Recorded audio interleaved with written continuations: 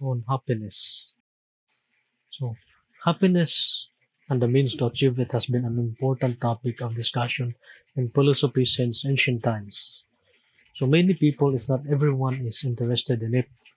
So, there's even a movie made called Pursuit of Happiness. And in philosophy, various views have emerged to describe a happy life and the steps a person can take to achieve a state of happiness or contentment in life. So, what does it mean to be happy? Is it just a fleeting emotion that can disappear and reappear throughout a lifetime? Or how does philosophy define happiness? And what does it mean to be happy? In the book, happiness was defined in two ways. First, happiness can be interpreted as a state of mind. You're happy when you are in a good mood. Based on this perspective, anyone can maintain a state of happiness despite experiencing difficulties in life. Second, happiness can be an evaluation of one's experience in life. In this case, being happy means having a satisfying life that goes well for the person living it. So it depends on the person. Now let's look at how different groups and individuals and beliefs uh, see or define happiness. In ancient Greeks, they used the term eudaimonia or good spirit to refer to a person's state of well-being, which they call happiness. To them, happiness is something to be achieved. It is something you can pursue, and to them, a happy life is a good life. Meanwhile, Plato equates happiness with living a moral life, practicing virtues, fulfilling personal duties, and controlling one's desires. For Aristotle, happiness is the primary reason for human action, and a person becomes happy through the practice of virtues and the accumulation of achievements. In his own words, he said, happiness is the meaning and the purpose of life, and the whole aim and end of human existence. For the Epicureans, happiness means a life of peace that is free from fear and discomfort. So it's similar to Sigmund Freud's pain pleasure principle.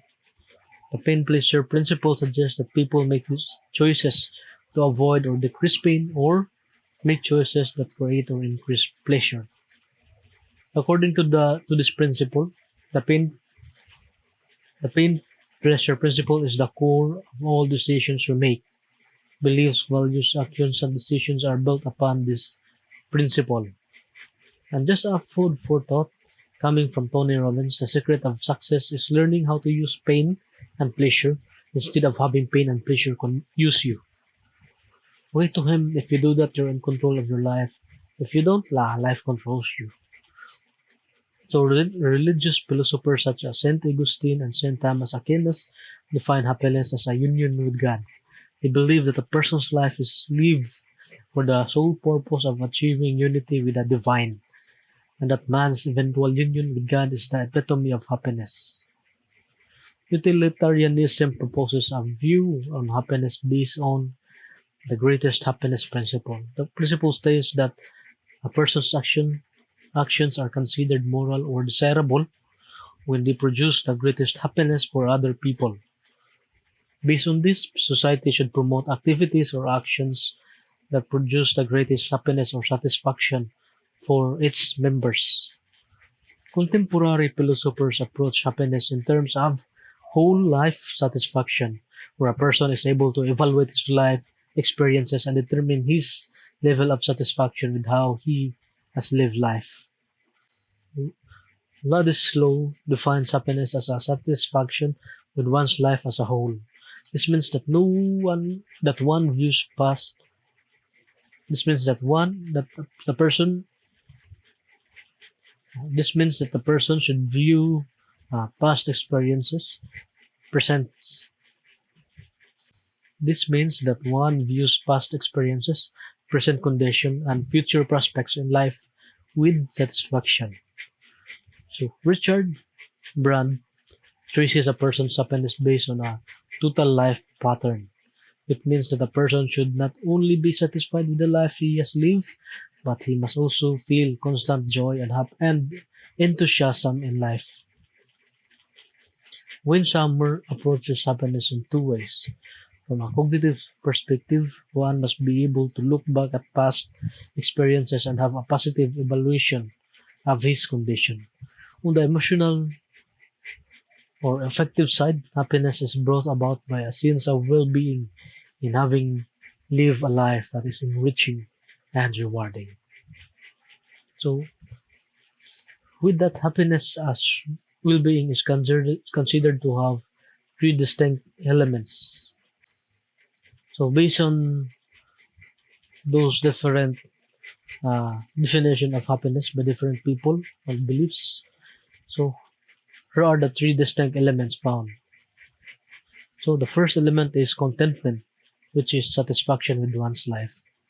The second element is welfare, which refers to the satisfaction of a person's wants and desires. Third, the final element. Third, the final element is dignity, which is defined as the ability to control and define one's own destiny and the freedom to live a life of one's choosing. So each element of human well-being is independent of each other, and the persons often determine their happiness by prioritizing one element over another. So a person can be contented despite not having money. Another person may have all the money in the world but still feel unsatisfied in life. In my own opinion, personally, I choose to be contented with what I have, but I still hunger for what I want. So aside from that, another example would be a prisoner who is without freedom. That prisoner can choose to accept his fate and find contentment in that situation. Social science also recognized the significance of happiness as a measure of life satisfaction. So psychologists define happiness as a balance in a person's emotional state, moods, and feelings. Aside from the internal factors, a person's social environment also plays a role in maintaining his well-being through interpersonal relations and the existence of support systems. Economists use the socio-economic data to define happiness and well-being in numerical terms, giving rise to various statistics such as the Gross National Happiness Index and Gross National Well-being Index. These measures consider the overall well-being of countries and take into account various factors such as sustainable development, promotion of cultural values, and preservation of the environment and good governance. So in 2011, the United Nations recognized happiness as a fundamental human goal and universal aspiration and has been issuing a World Happiness Report since 2012. So, how can one live a happy life? Based on the previous discussion, ethics plays a significant role in discussing happiness and the means to achieve it. The morality or appropriateness of human action often revolves around the question of personal satisfaction and the general welfare. One cannot do just anything because it makes him happy. One must also consider the well-being of others and how his personal actions contribute to their happiness. Various philosophers throughout history have presented their ideas on how a person can achieve happiness in life. So Aristotle proposes that to achieve happiness, a person must plan his activities and form a set of life goals to achieve a worthwhile life. So a person must set worthwhile goals that will benefit society. Also, a person must determine his role in society and work to embody it. So one can devote himself to public service and contribute to the good of society. However, in his views, the goals that will lead to true happiness is the pursuit of knowledge. So the Epicureans believe that happiness is possible if one enjoys the simple pleasures of life and commits to a life of virtue. For them, the desire for wealth and status are merely artificial goals and should not define one's happiness. So, in my opinion, it's nice to have money. You can buy anything you want. You can go to places you wanted to visit. You want to visit. You can retire early. You can learn anything you're curious about, and you can help people you want to help. Meanwhile, Saint Augustine believes that happiness can be found in the afterlife when the spirit reunites with God. To him, it is important for a Christian to live a life of virtue because it sets us apart, because it sets us on a road toward achieving happiness. The utilitarian philosopher Jeremy Bentham believed that happiness is achieved through wise decision making with a utilitarian perspective. It means that a person must exercise careful thought in engaging in activities and should only pursue those that are most worthwhile for society. So Immanuel Kant takes a more critical approach in his analysis of happiness. To him, achieving happiness is impossible because of the ever-changing nature of man's desires. Human wants are so varied and changing that what could satisfy us today might no longer satisfy us tomorrow. That's his view.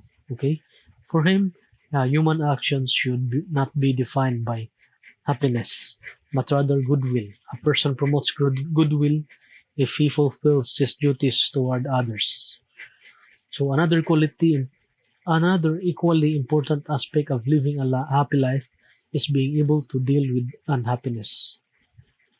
First, psychologists emphasize examining and understanding yourself. It includes one's own thoughts, feelings, and experiences to avoid negative thoughts and reevaluate negative experiences.